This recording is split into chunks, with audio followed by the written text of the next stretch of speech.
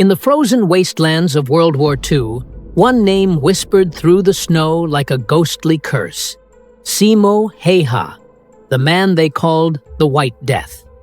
With nothing more than a bolt-action rifle, a pocket full of ammunition, and the cover of endless white, he hunted Soviet soldiers with terrifying precision. Over 500 kills were credited to him, yet behind the legend lies a darker truth. One few dare to tell. How did a quiet Finnish farmer become the most feared sniper in history? What toll did this burden place on his body and mind? And what secret about his survival would shock even the men who thought him invincible? Tonight, we peel back the myth and expose the chilling reality of the White Death.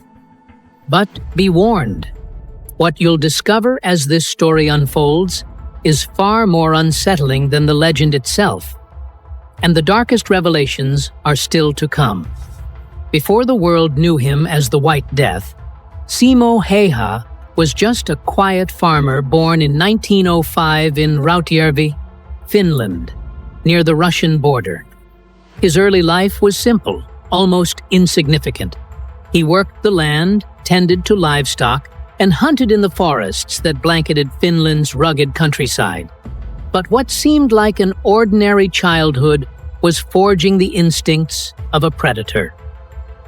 From a young age, Simo learned to shoot while hunting birds and deer for food. He used an iron-sighted rifle, no optics, no luxuries, just patience, precision, and a steady hand. By the time he was an adult, he could hit targets others couldn't even see. In his village, people knew him as a man of few words, calm and reserved. Nobody could have guessed he would become one of the deadliest snipers in history. When the Winter War erupted in November 1939, Finland was invaded by the Soviet Union. Vastly outnumbered and under-equipped, Finland's soldiers faced an impossible task: fighting off the Red Army's war machine. It was in this crucible that Simo volunteered, not because he craved blood, but because his country was under threat. Equipped with his personal M/28-30 rifle, a variant of the Mosin Nagant, and wearing his handmade white camouflage suit, he disappeared into the snow. He wasn't tall, barely 5'3", and yet his small frame made him harder to spot in the landscape. The Soviets would soon learn that in the forests of Karelia, death could come silently, with no warning, from a man they would never see. What began as survival would quickly grow into legend. But legends always have shadows, and Simo's story is no exception. The harsh winter of 1939 to 1940 was one of the coldest on record. Temperatures dropped as low as -40 degrees Celsius. But to Simo Häyhä, this was not a curse. It was an ally. While Soviet soldiers froze in ill-prepared uniforms, Simo blended seamlessly into the blizzard. He packed snow in front of his position to hide his breath and prevent the rifle's muzzle flash from being seen. He even kept snow in his mouth so warm, steam wouldn't betray his location. These small, chilling details made him a phantom. Armed with iron sights, Simo refused to use scopes. Why? Because scopes reflected sunlight, making it easier for Soviet snipers to spot him. With bare precision, he relied on instincts trained through years of hunting. One shot, one kill. No wasted ammunition. Soviet troops advancing through the forest would suddenly fall, struck by a bullet they never heard coming. Panic spread quickly. Soldiers began whispering of an invisible executioner, the White Death. To them, he was not human. He was a nightmare wearing a mask of snow. In less than 100 days, Häyhä racked up over 200 confirmed kills. Some estimates place his total over 500. Soviet commanders were furious. They launched counter-sniper missions specifically to hunt him down. They deployed artillery barrages targeting areas where they thought he might be hiding. Yet Simo survived them all, moving like a ghost between trees, vanishing after every shot. But with every trigger pulled, the toll was not just on the enemy, it was on him as well. Death was following closely, not only for those he hunted, but for the hunter himself. The line between man and myth was beginning to blur, and in that blur lurked a darker truth waiting to strike. By early 1940, Simo Häyhä was no longer just a nuisance to the Soviet Red Army. He was an obsession. Reports spread through Soviet ranks that a single Finnish sniper had killed hundreds of their comrades. Commanders realized morale was crumbling. Soldiers refused to advance into certain areas, whispering, "The White Death is out there." To crush this psychological terror, the Soviets sent their best marksmen to eliminate him. It became a duel in the snow, elite sniper against sniper. But Simo was always one step ahead. Using camouflage and knowledge of the terrain, he turned Soviet sharpshooters into prey. Snipers trained for months fell within hours to a farmer-turned-soldier who simply knew how to outlast them. Frustration grew. Soviet commanders escalated their efforts, unleashing mortars and artillery strikes on suspected Finnish sniper nests. The barrages tore through forests, flattening trees, yet somehow, Simo always escaped. Each time he emerged, the kill count rose. He was no longer just killing soldiers, he was killing Soviet confidence. A man with no scope, no advanced gear, no elite training, just relentless patience and terrifying precision, was destabilizing an entire army. But here's the dark reality. While Finland praised Simo as a hero, his actions haunted the Soviets in ways far beyond the battlefield. Soldiers lived in constant paranoia, too afraid to lift their heads, convinced that even the act of breathing might draw a bullet. For the Red Army, the White Death was not just a soldier. It was a symbol of futility. And symbols like that can break armies faster than bullets. But with every legend comes a cost. And for Simo Häyhä, the price of becoming death itself would soon come due. By March 1940, the Winter War had been raging for over 3 months. Finland was battered, but its soldiers refused to surrender. For Simo Häyhä, every day meant another hunt, another kill, another chance that the Red Army might finally end him. And then, it happened. On March 6, 1940, during one of the war's final battles, a Soviet soldier fired an explosive bullet. The shot struck Simo in the face, tearing through his lower jaw and blowing away a massive portion of his cheek. Witnesses said the wound was so catastrophic that his face was almost unrecognizable. His comrades carried him off the battlefield, and many believed it was the end of the White Death. News spread quickly that the Soviets had finally killed their most feared enemy. But they were wrong. Against all odds, Simo clung to life. He was unconscious for days, teetering on the edge of death. And then, miraculously, he woke up, on the very day Finland signed a peace treaty with the Soviet Union. His survival felt almost symbolic, as if fate had chosen to spare him the final curtain just long enough to see his nation endure. But survival came with a price. His jaw was destroyed, his face scarred permanently, his voice forever changed. The quiet farmer who became the White Death had paid his blood toll. He would never again return to the battlefield as the ghost in the snow. Yet even in injury, his legend grew. Soviet soldiers had claimed victory, but the truth was more chilling. Simo Häyhä survived, and for the rest of his life, his presence haunted them as much as his bullets once had. But what happened next wasn't the glorious return of a hero. It was a slow and tragic transformation into a man living in the shadow of his own myth. After the war ended, Simo Häyhä retreated back to a life of quiet farming, trying to return to the world he had known before the chaos. But it was not the same. His disfigured face was a constant reminder of the violence he had endured and inflicted. He avoided the spotlight, rarely speaking of his experiences. To him, killing was not something to glorify. It was something necessary, but haunting. When asked about his staggering kill count, he never boasted. His words were simple, chilling, and final. I only did what I was told to do, as well as I could. Despite his silence, the legend refused to fade.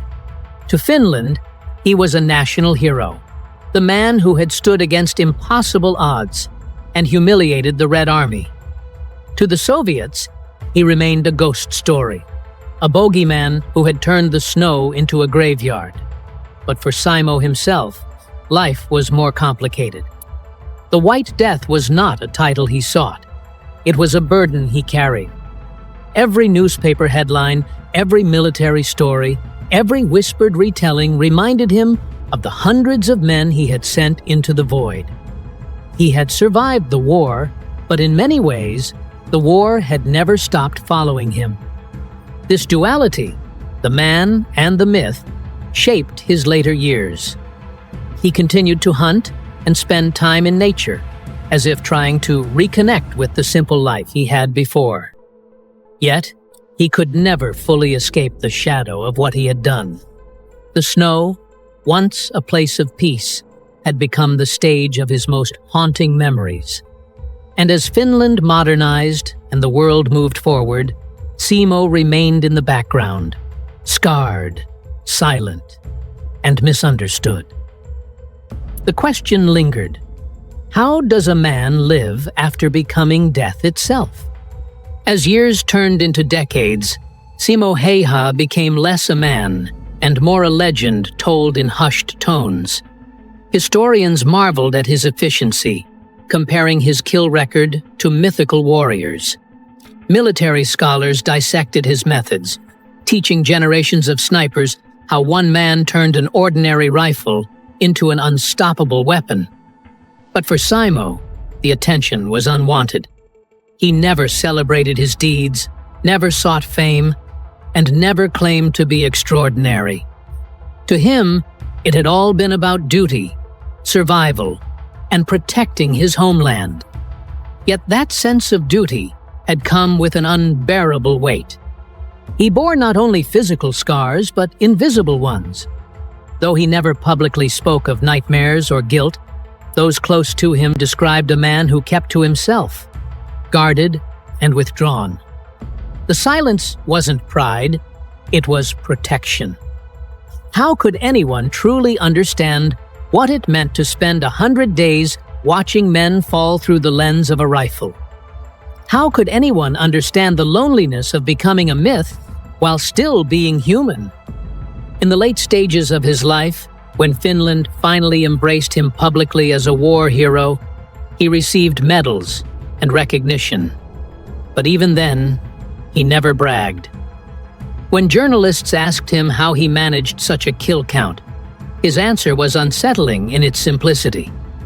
By practice. No theatrics, no bravado.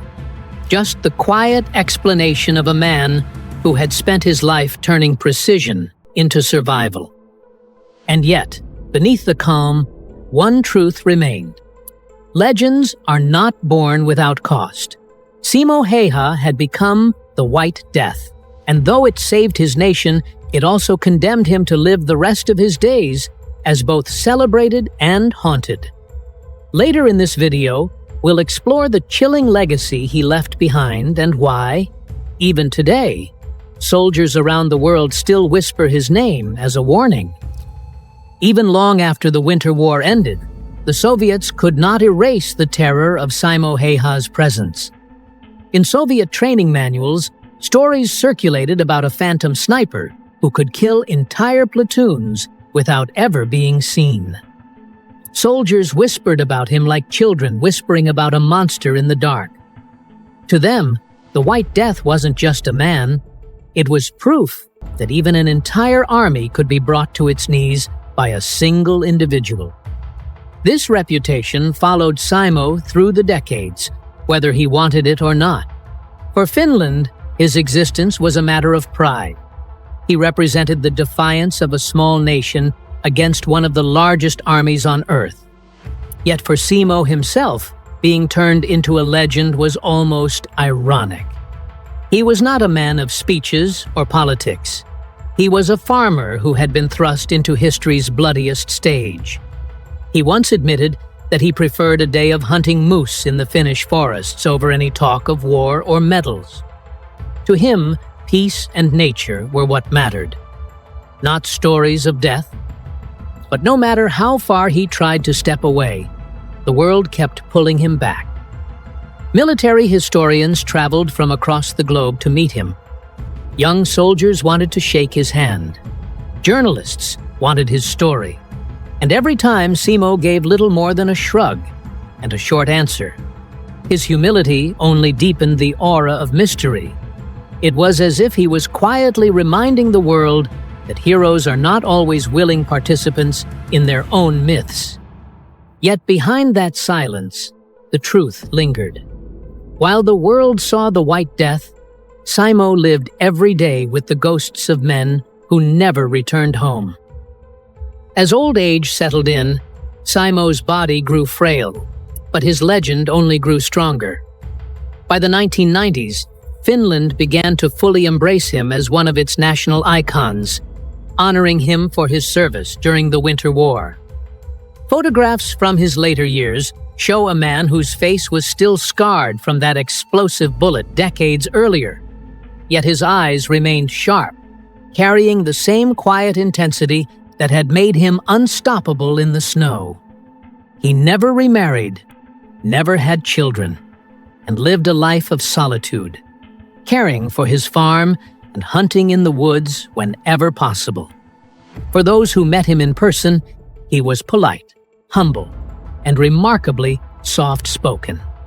He did not tell war stories at length, nor did he glorify the killing that had made him famous.